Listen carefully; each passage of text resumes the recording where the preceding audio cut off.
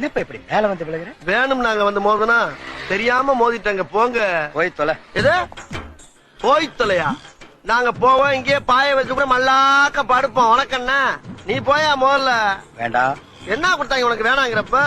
நான் மோசமான ஆள். நாங்க ரொம்ப கேவலமான ஆளு. கேவலமான ஆள்னா எந்த லெவலுக்கு இறங்கி அடிமட்ட வரைக்கும் போய் அலசுவோம். என்ன சண்டைக்கு வர்றையா? தெரியுதுல்ல, மண்ட பத்திரம். எனக்கு தெரியாத ஜெயிலே இல்ல. அப்ப நாங்க என்ன யாரு? பாளையங்கோட்டை ஜெயில தான் படிச்சத.